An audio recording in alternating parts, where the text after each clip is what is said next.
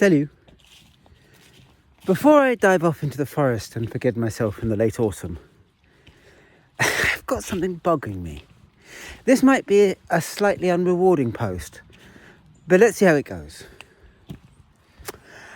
You see, I mentioned it before, that for me the queer thing about this thing that some of you are calling fascism, but I don't, is that the people who are leading it aren't Mussolini and Hitler.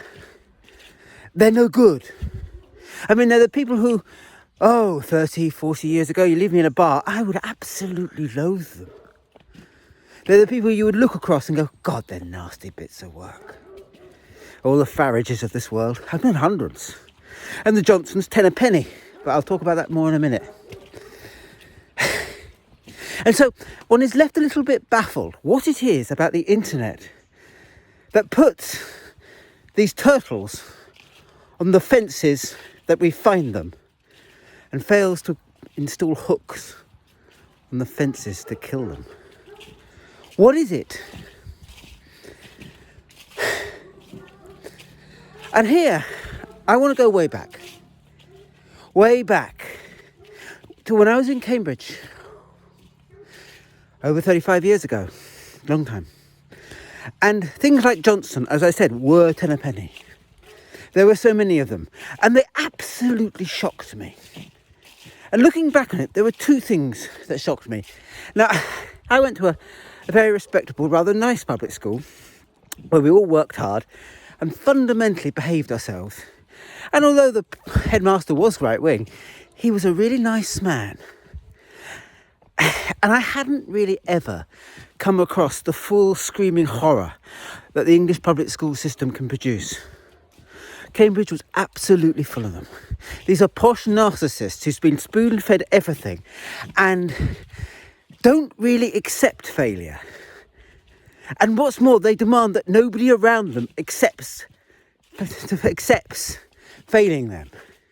So if anybody criticises them or queries them, they put up a huge stink. So much so that it's almost not worthwhile the bother. Because you'll be in a bloodfest if you do it. Now, it's not that they're good. In fact, they were uniformly not good. They were, I say that. Something like Johnson. They were good at what they call debating. And that was because they wrote the rules so that they were good at it. So they were good at the things they were allowed to write the rules for. But if debating was, as I always thought it ought to be, a proper investigation of what was going on, they couldn't do that. They could win a game. And they won the game of popularity. Because, if I'm honest with you, they absolutely have in trumps that thing I totally lack, which is a certain sort of narcissistic demand that other people recognise you. I'll do all kinds of stuff, but you leave me in a room to claim credit, and I'm afraid I'll vanish off into a teepee or the fields. Not interested, don't care, because I don't do that bit of egotism. But these people did. And what shocked me back in the time was it was the egotism that actually made them appear successful. An egotism, a demand that is irrespective of talent, ability, sense, rhyme or reason, or even taste. And then I left Cambridge, and I thought, well, hopefully I'll never hear from any of them again.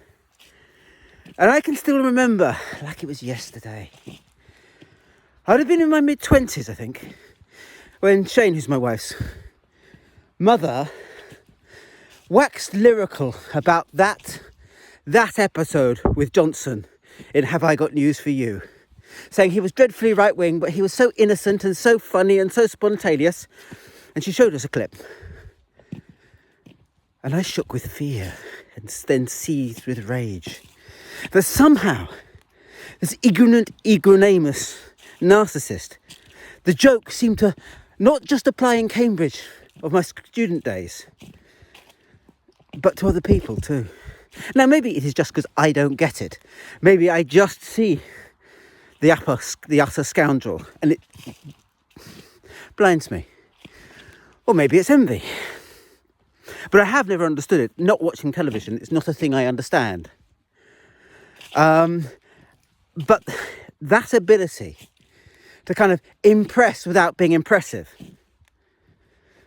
to be thought of as wonderful without being wonderful, that absolute demand for entitlement that makes people want to please you, makes them want to have your smile grow a little bit bigger, have them want to make you chuckle in that kind of conceited, look at me, I'm boss way, that have been so common in Cambridge, that ease Johnson's personality, public or otherwise.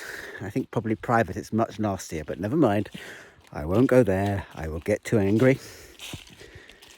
Anyway, that ability appeared to translate to a degree onto the television. And it is, of course, the utter disaster of our times that basic demand for appreciation, irrespective of talent, that basic demand that kind of... Now, what was the word I was thinking of? If I don't remember, I have forgotten it now. I was thinking about it earlier. But anyway, when you prime the pump, when you make claims that aren't true, and you kind of demand that everybody accept them, so you claim to be richer than you are. Leverage is what the word I can think of because I'm a grown-up, but there's a better word. That is Trump. That is Johnson. You just simply lie, make claims, and then you kind of demand that everybody agree with it by making it feel not almost worth their while to disagree. Well, it will be a bloodbath. There'll be consequences. And so you can literally punch into reality. It was a trick of debating. And it's the trick of the internet, isn't it? And that's why you can have these narcissists who promise anything to anybody and demand attention from everybody, pulling our world apart. Because yes, all they care about is the appreciation. All they care about is people thinking, yes, they're in charge. They're good. They don't care about what they're doing. They don't care about what they're saying. But they only understand themselves as others understand them as somebody who is powerful. Well, it's a great trick if you can do it, because it means you don't have to have policies. All you have to have is promises. You don't have to care. All you have to have is other people care for you. They've been doing it for 40 years. For 40 years, I faced a long defeat. And now we're here. So what are you going to do? I mean, the only thing you can do, most of the people who watch this already no longer believe in them. But you have to understand why you might have once. And you have to understand how that sort of low-grade narcissism, that student politics, that demand irrespective of rhyme or reason or ability, is actually quite powerful.